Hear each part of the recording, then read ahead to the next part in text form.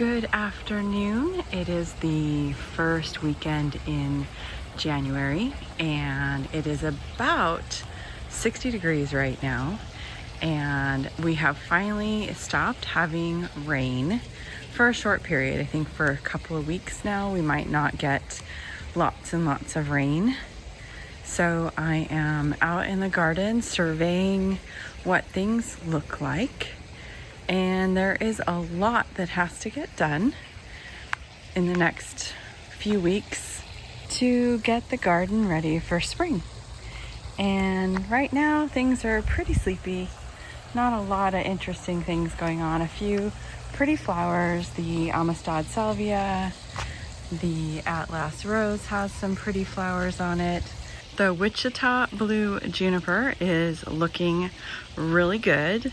I believe I'm going to have to move the Orange Rocket next to it because the Juniper is probably going to get a nice spread on it up to 4 feet. And I think right now it's maybe 2 or 3.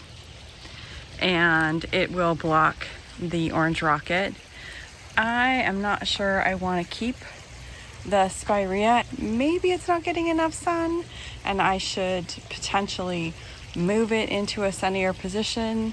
Maybe I'll do that this year. I don't know. I have a lot of plants I want to move, like the Purple Pillar Rosa Sharon. I want to move this over here where the rosemary is, right there in that pot. I'm thinking it'll look really good in that spot. It'll get a lot more sun, and I think it'll just pop better over there than it does where it is currently. Another plant I am hoping to move is this hydrangea. It just gets, I think, too much sun in this position, and I'm going to move it. Well, the plan is to move it over next to the Limelight so that it only gets the morning sun.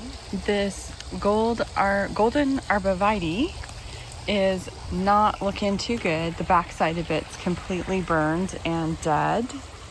And I am trying to decide if I should go ahead and let it go and put it in the compost heap or compost bin, or if I should try and move it into a place that gets more shade and see if it rebounds somewhere else in the garden.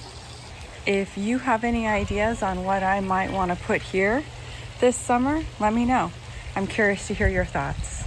I mentioned this in another video. I've started stripping the leaves off of this climbing rose so that it can go dormant, and I'm ready to start pruning and trimming for the next year's show. So it's been a process. I remember last year I hadn't done it before, and it took me about 4 hours to remove all the leaves last year. So I was trying to do this bit by bit. As is every year, I have poppies, California poppies, coming up all over the garden. Quite a few over here in front of the house as well. Just all getting ready to go. Some more established than others. This spot right after going through the arbor has, I believe, several plants going pretty strong right here. So these will probably be the first to bloom. And then, of course, as always, all along this area of the path, there are new poppies popping up. And on the retaining wall, can you see the sea of green? California poppies are coming again, and I tried hard not to let too many take root or too many drop seed. This is kind of exciting. Right here I see daffodil foliage coming up. Now, last year, probably at the wrong time, I went ahead and moved the daffodils, and I think some of them survived the move. This is really exciting. There's 1, 2, 3 sets of leaves poking up. Oh, I see one right there as well. So very cool. Another thing on the docket for this winter is potentially removing the entire hedge of lavender. I have adored it, but now that only a couple of them are looking good, I'm thinking of shaking things up and doing something a little different. Tell me what you think might be a good thing to put here across from the flower box. I am excited to see that the osteospermum have survived here. I do not know if the Nepeta is going to survive. I only got one back last year and I replanted primarily because I think this spot is just too wet to handle the conditions that Nepeta would want. I'm also, believe it or not, thinking about moving the echinacea plants, the white swan, and I'm thinking about moving it to the other side of the wall there, right next to the skyscraper, juniper. I think it might do better over there. That soil drains a little better and they might be a healthier looking plants over there. Another one of my big plans is to retool this area.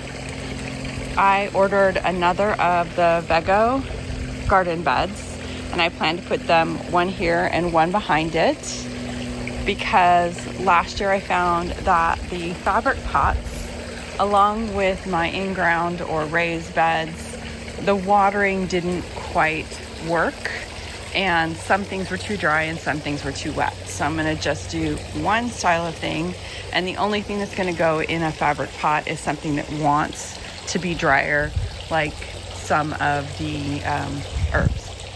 One of the things I'm going to try and do differently is the base of the bed. You can see here that this bed dropped a lot during the season. I was watching a video from Gardening with Creekside.